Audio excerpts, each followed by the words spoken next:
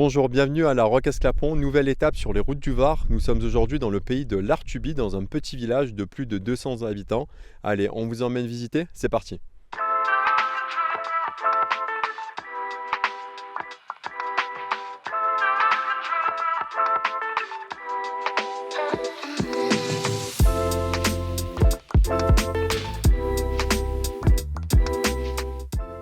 À l'entrée du village de la Roque-Esclapon, on s'arrête à la bergerie de Julie Fabre. À l'intérieur du hangar, les brebis se présentent pour une manucure. Il faut dire qu'ici, les bêtes sont choyées. Issue d'une famille d'agriculteurs du pays, l'éleveuse de 39 ans a repris l'exploitation familiale. La ferme, c'était à mon grand-père. Mon père a commencé à l'exploiter quand il s'est installé.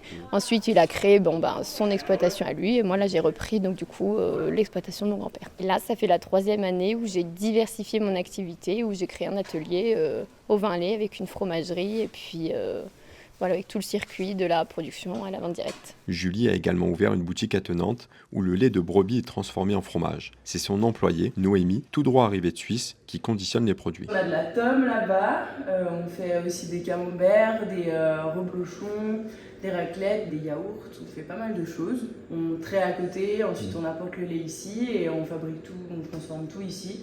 De façon assez artisanale, du coup on n'a pas vraiment de machine, tous les yaourts on met à la main, on colle les étiquettes à la main. Et voilà pour vous. Et merci.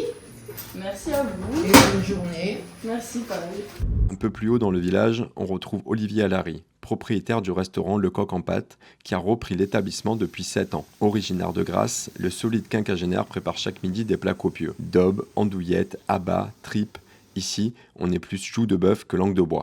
Ici, on ne parle pas trop en termes de village, parce que comme on a beaucoup de villages qui sont assez regroupés, et puis comme on est obligé de se véhiculer, alors ça sort un peu de tous les côtés, du Combes, même en passant par Serranon, La Marthe, Châteauvieux, tous des petits villages, et c'est leur petit point de rendez-vous pour venir dîner ou boire un verre.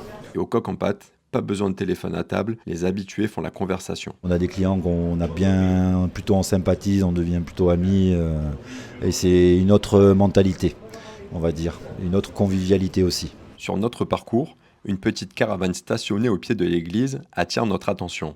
Ce salon de coiffure mobile est celui de Mayerling Gérassi. J'aime pas être enfermée de 9h à 19h au même endroit. La jeune femme, autrefois coiffeuse événementielle dans les palaces, a décidé de changer de vie et de se déplacer avec son salon sur mesure. Ça les surprend, mais ils sont très agréablement surpris. Alors tout le monde pense déjà que la caravane est miniature. Et quand ils rentrent dedans, ils se disent « Ah bah finalement on a de la place et tout, c'est sympa ». Chaque jour, la trentenaire s'arrête dans un village différent. De quoi permettre aux habitants de se refaire une beauté. Dans le quotidien des habitants, ça change totalement parce qu'avant, une femme qui voulait faire un balayage par exemple, elle devait mettre 1 heure de route pour descendre, après 3 heures dans le salon de coiffure, plus 1 heure pour remonter, donc elle perdait une journée entière.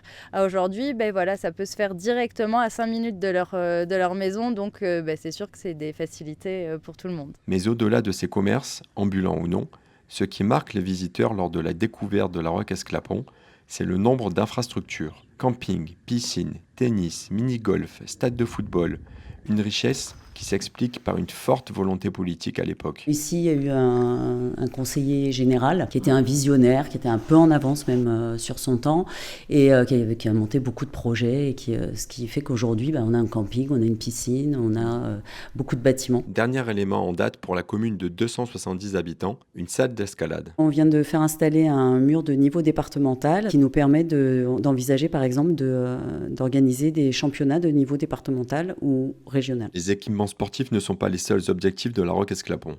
La commune veut attirer de nouveaux habitants et a un projet pour y parvenir. La microcrèche, c'est pour nous l'avenir. On veut résolument être attractif et ça commence par là. Pour pouvoir faire venir des jeunes couples sur notre commune, on a besoin de leur proposer de l'accueil de la petite enfance. Avec ces projets lancés, ou en attente de repreneurs tels le restaurant communal, le village veut garder son identité tout en continuant à prendre de la hauteur.